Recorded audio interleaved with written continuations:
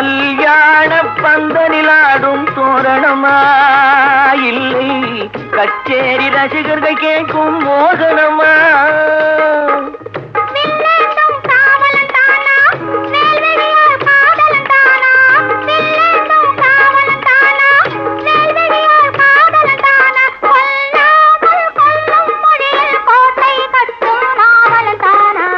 பேசுவது கிளியா இல்லை பெண்ணரசி மொழியா?